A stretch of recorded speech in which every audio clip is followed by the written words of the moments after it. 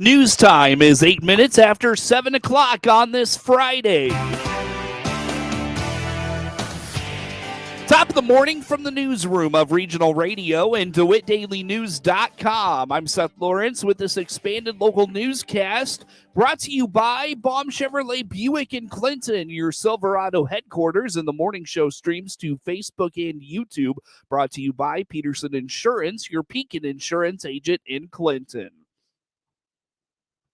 Expenses are up across the board for Central Illinois families, and a nonprofit is highlighting its volunteer-based food pantry program. Community Action offers a volunteer-based food pantry shopping experience to most of its service areas in Central Illinois. Director of Agency Development, Breanne Titus, indicates if you'd like to shop at the food pantry, all they ask is a couple of hours of volunteering within the agency. So our food pantry is set up very differently than some of the others. We do it based on a volunteer benefit. So if you volunteer for the agency, give some time to us, and you can earn a shopping pass to the food pantry. And I say shopping pass because we have it set up where you can actually shop yourself. You pick your items. You pick what you want. You pick what your household will use. You're not just handed a box and say, I hope there's something in there that you'll eat. We actually give you the opportunity to select your items. But yeah, volunteer time can be done in any one of our county offices. It can be administrative. It can be janitorial. It can be working on the computer. It can be helping in the classroom. It can be delivering meals. It can really be anything that somebody is comfortable with doing. Titus feels the program appeals to a wide variety of people because it is not income-based and it allows a variety of opportunities to help the agency out. Additionally, she feels those who volunteer feel empowered because they're earning what they are shopping for. That's one of the things I think that's really helped form this model, is because this is available to everyone. So we have volunteers that have been with us forever and they deliver Meals on Wheels. If they want to come and utilize the food pantry at any time, they're welcome to do that. Our employees are able to use it. Actually, our CFO, she is a very tight budgeter and she has 3 kids at home, and she has found that it saves her so much money in her budget every month by just donating a couple of hours doing something that's not in her normal job description and being able to utilize the food pantry. You know, kids' snacks are expensive. So she's like, I will be more than happy to give my time doing something else here so that I can go and shop in the food pantry. So, and that's our CFO. So it doesn't necessarily have to be an income requirement. You don't even have to be in desperate need of food. It can just help supplement your household income. It can help kind of absorb some of that inflammation that we're feeling right now, you know, and be able to buy the things you need at the store and supplement here with what you have at the food pantry. The program originated in DeWitt County and has since expanded to every county in the capsule footprint except Fulton County. Titus points out anyone wanting more information to visit the Community Action website, capsule.info. Yes, there are details on our website, capsule.info, and you'll be able to see what shopping days are in which county. And then there's contact information on there of who to contact. You can also go through our Facebook page. There's also information through Google. And then you can also call 732-2159 and talk to the receptionist, and we'll get some more information to you. Every county but Fulton at the current moment. We are hoping to move into Fulton County at some point, but we've been super focused, especially through COVID, just focusing on the need that we have currently instead of expansion. And so it is in every county but Fulton County. Logan, Menard, Mason, Piatt, and DeWitt counties are where the program is available. Capsule.info, again, is the website to learn more about volunteer opportunities within Community Action. Approximately 70 million Americans will see an 8.7 increase in their Social Security benefits and SSI payments in 2023. On the WHOW morning show on Thursday, Jack Myers with Social Security told Regional Radio the increase is due to the largest cost of living adjustment, or COLA, in decades. Approximately 70 million Americans will see an 8.7% increase in Social Security benefits and SSI payments in 2023, Seth. So basically, timing-wise, as far as the first payment that'll have that increase will be the payments that are received in January for Social Security. and it's going to be December 30th for SSI, because normally the SSI supplemental security income payments are due on the first of the month. With the first being a holiday and also a Sunday this year, those SSI payments are going to come December 30th. So that'll be the payment for January. So that's the SSI payment that'll have the increase. And then the Social Security payments for December that arrive at different points in January, depending on when you get your payment. It might be the third day of January. It might be the second, third, or fourth Wednesday of January. But whatever point you normally get your Social Security payment, that January one is going to be the one that has the 8.7% increase on it. So yeah, that's, as you said, something we talked about last month, something that letters are starting to go out to people. So you're getting that in the mail, seeing exactly what that amount's going to be. But yeah, look forward to that increase in your payment coming very soon. The purpose of the COLA is to ensure the purchasing power of Social Security and SSI benefits is not eroded by inflation. Myers explains the federal benefit rates increase when the cost of living rises. The measure of cost of living comes from the Department of Labor's Consumer Price Index for urban and clerical wage earners, or CPIW. Well, Seth, it is something that is potentially going to happen every year. And I say potentially because it's basically a formula that's used. And as you said, it's tied to inflation. So what we call this increase is the cost of living adjustment, or COLA. So I'll use the acronym COLA as we discuss it today. But the purpose of the COLA is to ensure that the purchasing power of Social Security and SSI benefits is not eroded by inflation. So these rate increases when the cost of living rises. And the way that our program measures cost of living comes from the Department of Labor. They have what they call the Consumer Price Index for urban and clerical wage earners. It's the CPIW. And basically what that is that CPIW is a numerical measurement of inflation. So if the cost of goods and services rise, if things get more expensive as they have in 2022, then that CPIW rises. And since 1975, the Social Security COLA has been automatically tied to inflation. So basically, what happens is there's a comparison that's done from the third quarter, which is July through September of last year, to the third quarter of this year. And if the CPIW, the average CPIW for those 3 months goes up, then the percent that it went up is what the Social Security and SSI COLA is going to be. And normally it's not this big. Normally it's not 8.7%, Seth. I mean, this is the biggest COLA in decades. But as people can probably relate to, things have gotten a lot more expensive this year. And so that CPIW went up a lot. And so that's why we're seeing an 8.7% increase that's going to be effective with the payments received in January. When the Social Security COLA is announced, people often wonder about the Medicare Part B premium since it is deducted from the Social Security payment. Myers points out Medicare announced that the standard Part B premium will be $164.90 in 2023, down from $170.10 in 2022. Yeah, sure can. That is a connection that people often make. And the reason for that, Seth, is that if you're on Social Security and you're enrolled in Medicare, your Part B premium is going to be deducted from your monthly Social Security payment. So it's hard for people to separate, even though they are separate issues, and the COLA doesn't technically have anything to do with the Part B premium. The announcements are typically made around the same time, and there's a natural connection that people make between the two, because when you talk about their Social Security check going up, they also want to know, well, what's happening to the Medicare premium. And this year, Medicare announced, and this is kind of unusual as well, this doesn't happen very often, but Medicare announced that the standard Part B premium will be $164.90 in 2023. and that's actually going down, Seth. It was $170.10 in 2022. So that is pretty unique that that's going to go down at the same time we're seeing a big increase in the Social Security payment.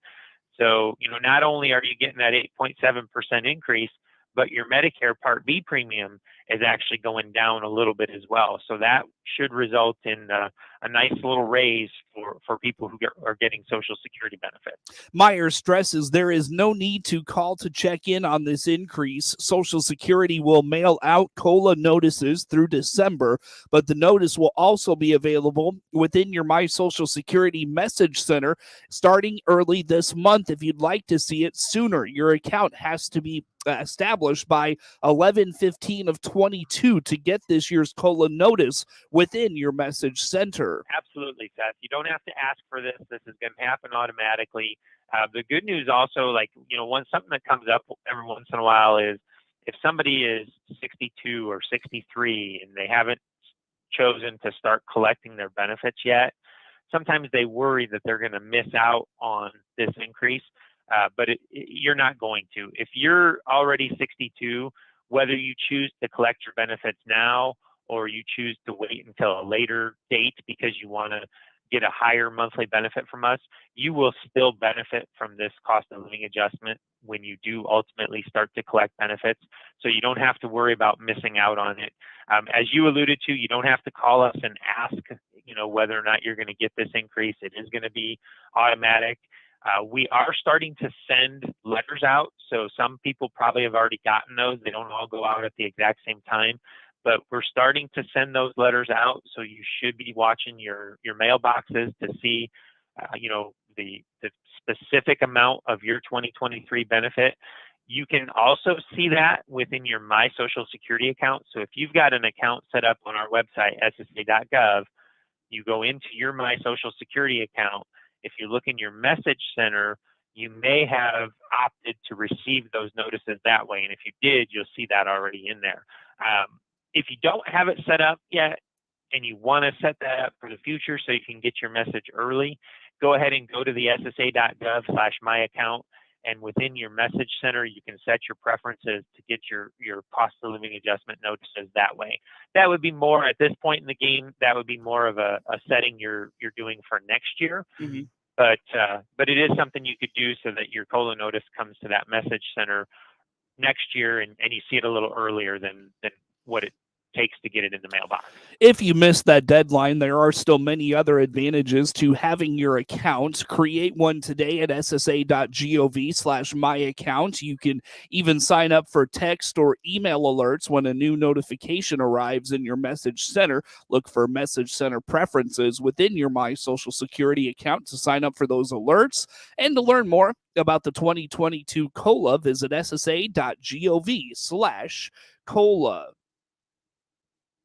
It is 22 minutes after the hour. Plenty more to get to coming your way on the WHOW Morning Show. Are you a friend of agriculture? This is Scott Baum from Baum Chevrolet Buick in Clinton. We're giving a $500 Friends of Ag discount to anyone that orders a new Chevrolet or Buick to be built just for you this month. Are you a friend of ag? You are if you're a member of any ag organization, employed by any ag-related business, including research, inputs, manufacturing, sales, and marketing, and of course, ag education. Come in, order yours today. BaumChevyBuick.com, right from the start. 22 minutes after the hour here on this Friday. Coverage of the morning show brought to you by Baum Chevrolet Buick in Clinton, your Silverado headquarters, and we stream to Facebook and YouTube. Brought to you by Peterson Insurance, your Pekin insurance agent in Clinton. Deer hunters in 15 northern Illinois counties need to take any deer shot during the firearm season to a chronic wasting disease surveillance station. Dan Skinner with DNR says you need to go to one between 8 a.m. and 8 p.m. And so we have biologists at each of those check stations. We'll give you a leg tag. We'll give you a deer pin. And if the hunter allows us, we will take a sample from that deer and send it off to a laboratory and test it for the disease. So that's just during those 7 days, and it's just in those 15 counties. For the other counties of the state of Illinois that are open to firearm hunting, You're just required to report your harvest online or by telephone by 10 p.m. the day of your harvest. The second season of firearm deer season is underway. Late fall and early winter brings hunters out to the woods and wetlands in Illinois, but you don't have to be a hunter to enjoy the outdoors this time of the year. Dan Skinner with the Illinois Department of Natural Resources says, hunting or not, there are many good reasons to be outside this time of year. Seeing the other thing, seeing a flight of specklebellies come over and seeing red-headed woodpeckers and seeing deer walking through the woods and hearing turkeys talk in the fall. Just it's the whole experience. There's a lot happening in the woods in Illinois in the fall. Being able to see that stuff out there, you're never going to hear it. You're never going to see it or smell it sitting at home on your couch, right? You got to be out there to enjoy it. This weekend marks the final weekend of the firearm hunting for deer. If you are out in the woods this weekend hunting, you are required to wear blaze orange.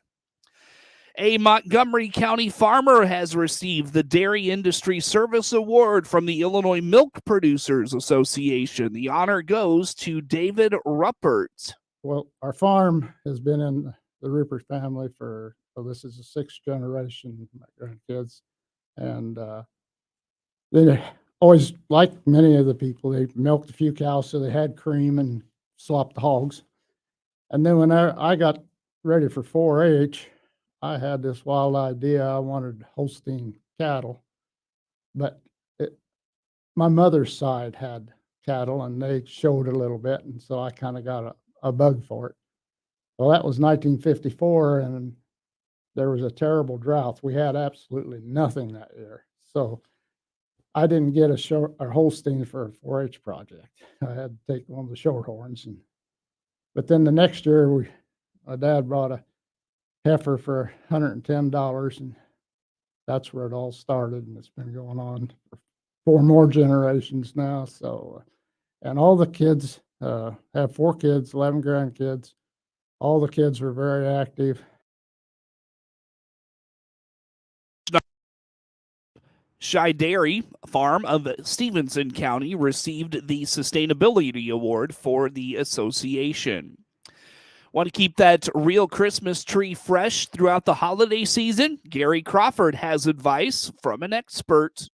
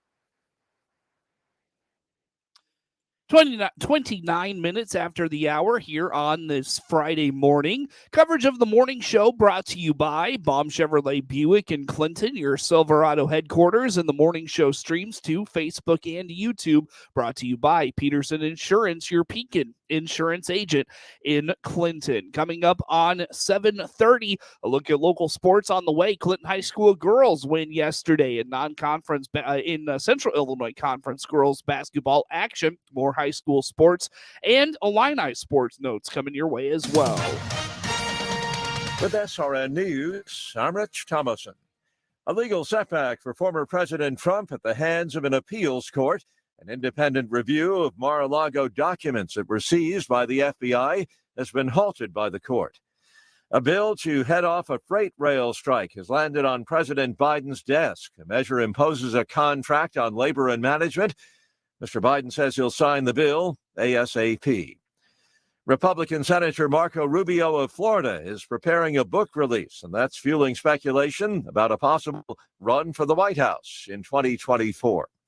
Economists predict the latest employment report will show a weakening of the job market in November. The Labor Department is just now releasing the jobs update for the month of November. On Wall Street, Dow futures down 51 points. NASDAQ futures off 19 points. More details at srnnews.com.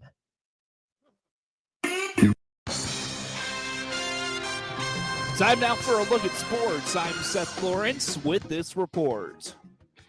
The Clinton Lady Maroons jumped on Sullivan early and cruised to a 49-34 Central Illinois Conference win in high school girls basketball action Thursday from Clinton High School.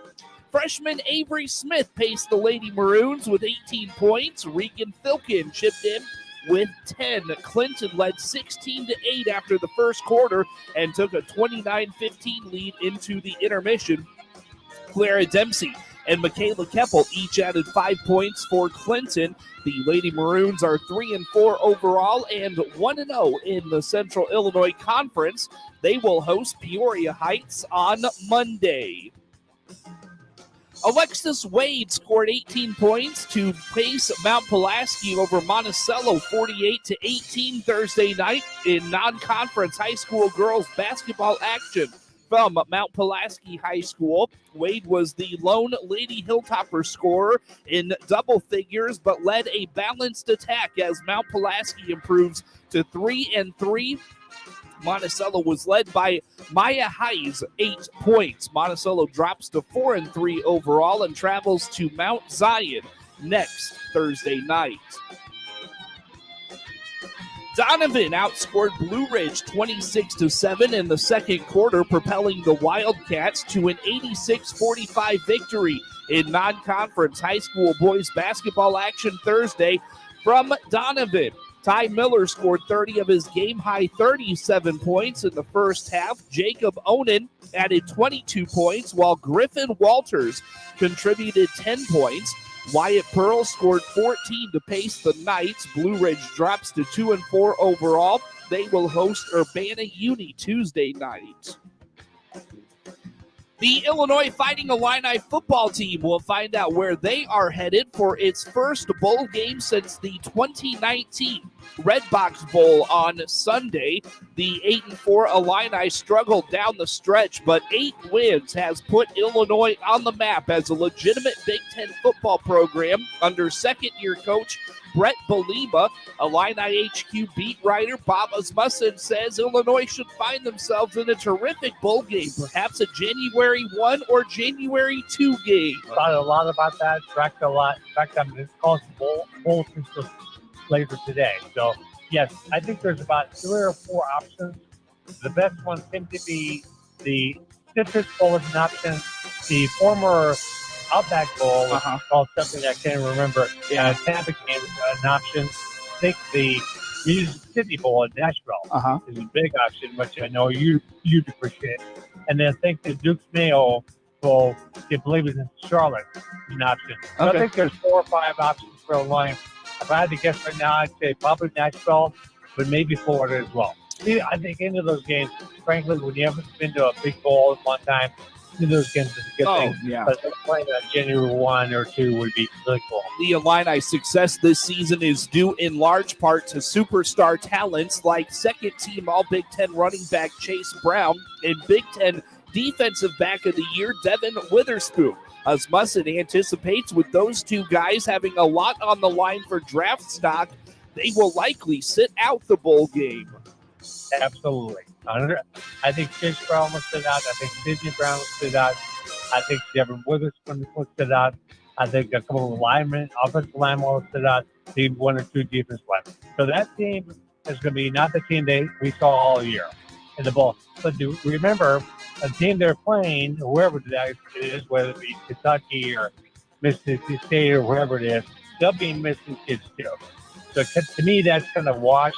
And again, the last thing I would want to see happen, I'll tell you the truth, is Chase Brown to go to that bowl game, tear his knee up or tear his ankle up or something, and have it affect his pro career. Yeah. So to me, I don't feel like if you tell the guys, you have to play. No, you don't. You're not to play. You have to think about your future. And you did a great job to get Illinois to where they are now. You got them the bowl. So let's see what happens. I think Illinois will be fine in the bowl. No matter who's on the team, they got a lot of backups. That'll be fine. But I do think there'll be a handful of players, maybe more, that do not play in the bowl. One guy that I'm sure will play in the bowl, I think is very important, is Tommy DeVito. Mm-hmm. I think with him on the field, Illinois has a chance to beat pretty much anybody they play against. Coach Belima and his family have been dealing with a difficult second half of the season as he lost his mother and father-in-law just a week apart late in November. Rob Perry scored 20 points, including 5 in overtime, as Murray State took down Illinois State 70-67 Thursday night. Perry was 6 of 13 shooting, going 4 of 8 from distance and 4 for 4 from the foul line as for the 4-3 Racers. Jamari Smith scored 16 points. Jacoby Wood finished with 12. Seneca Knight led the way for the 2-6 Redbirds with 20 points, 12 boards, and 2 steals. Kendall Lewis had 13 points, 6 rebounds, and 2 steals for ISU. Malachi Poindexter also put up 13 points and 4 assists. Smith put up 9 points in the first half for Murray State, who led 35-27 at the break.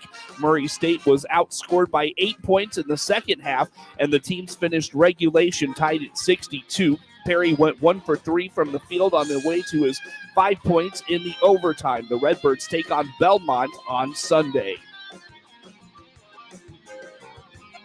Aaron Rodgers also has a knack for sticking it to the Bears and has done it more than a few times at Soldier Field. He'll get a chance to show once again he still owns Chicago when the Green Bay Packers visit the Bears on Sunday. There was a win in the 2011 NFC Championship game en route to the Super Bowl 45 championship, and that meeting in 2016 when the Bears rallied from 17 down in the fourth quarter to tie it.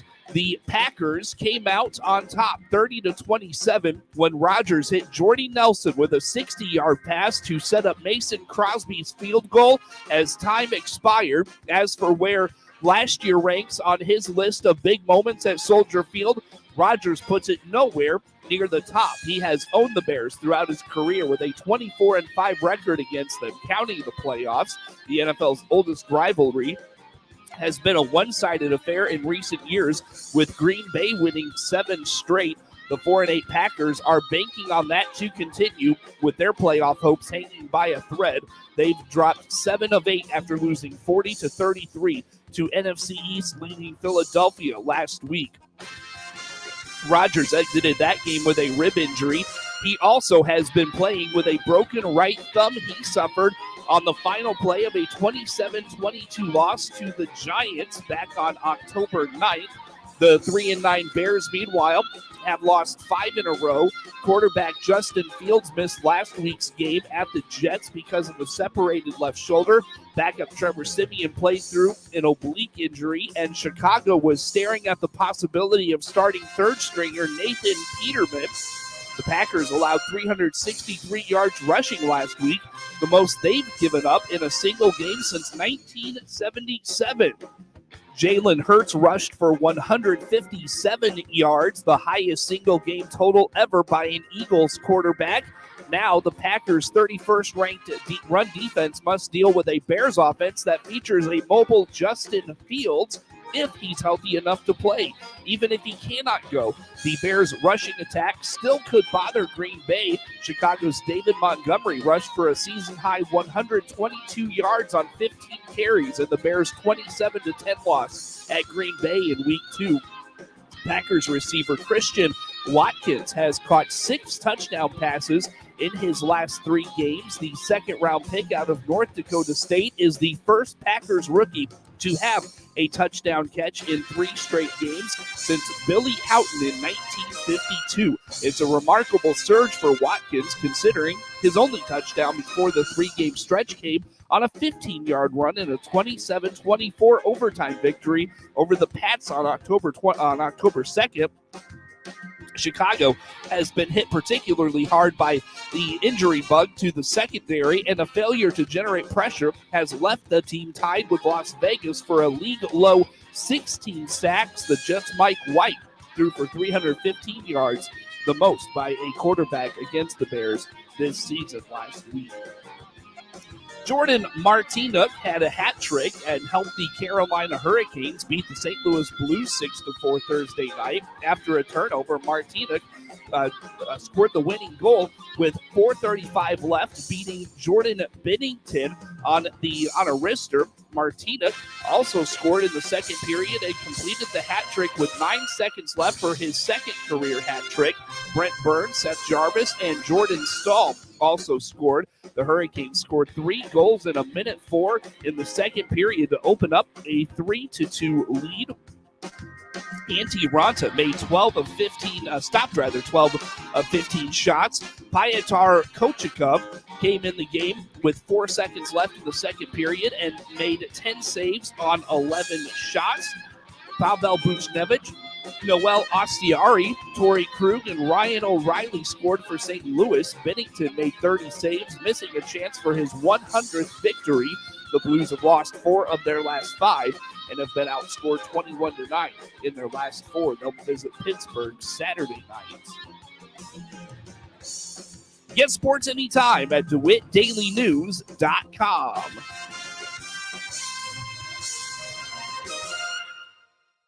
This is staff meteorologist Jennifer Wojcicki with your regional radio forecast. A wind advisory begins at noon today and continues until 5 a.m. tomorrow morning. Cloudy today with a high of 53. Winds out of the south, 20 to 30 miles per hour. Chance for scattered rain showers. Tonight, lows level off around 24. Overcast skies. Bright sunshine tomorrow, high of 33. Hear weather twice an hour or online anytime at DeWittDailyNews.com. Currently, it's 41. I'm weatherology meteorologist Derek Height with a significant weather update. A wind advisory begins at noon tomorrow and continues until midnight Saturday morning. A wind advisory means strong wind speeds will pose a hazard with sustained winds greater than 30 miles an hour that last more than an hour. Winds this strong can cause travel difficulties on local roadways, especially for high-profile vehicles.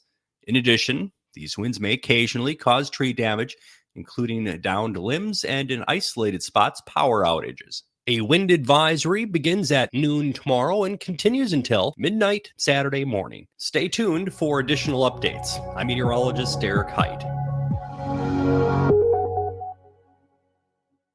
Hello again, everyone. This is Stu Ellis, swigging open the farm gate for you once again today.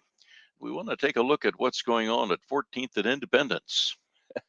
That's the address of the USDA in Washington, 14th and Independence Avenue. Well, one of those things is the census of the 2002 for the Census of Agriculture. It is alive and in color. And in fact, you may have already gotten a code number in the mail inviting you to respond. And for the first time, the USDA is going to collect data on farmers growing hemp. You may not be, but also using precision agriculture. You may be.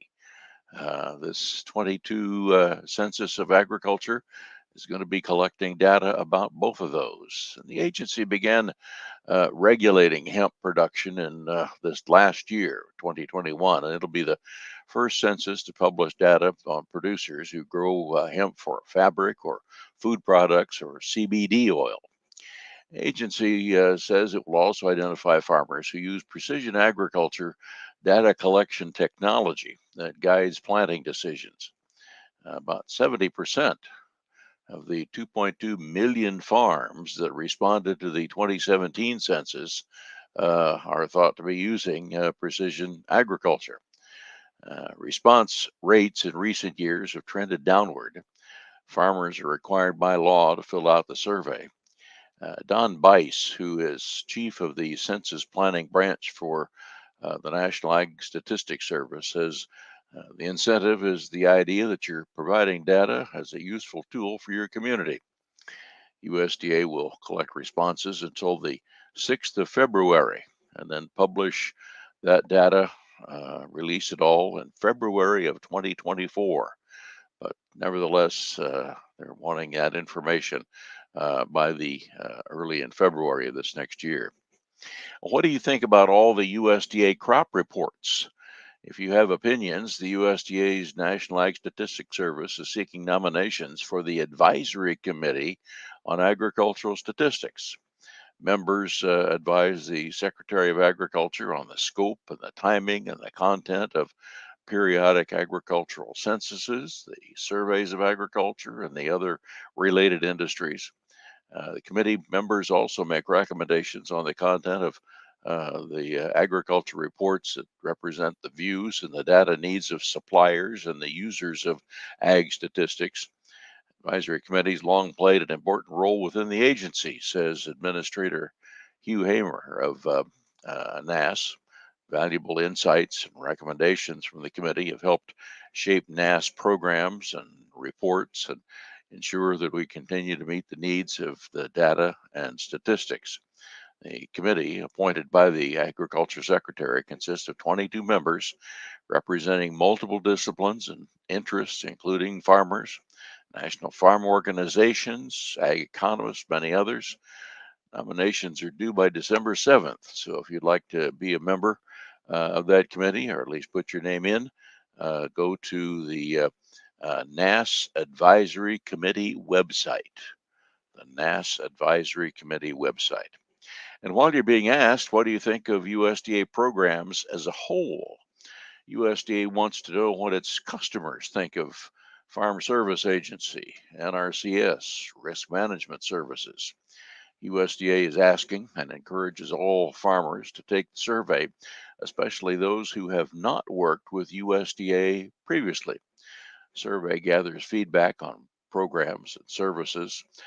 You can go to farmers.gov/survey, and producers should complete it by the end of next March. Again, that website is farmers.gov/survey. And for the NASS Advisory Committee, that's NASS Advisory Committee website.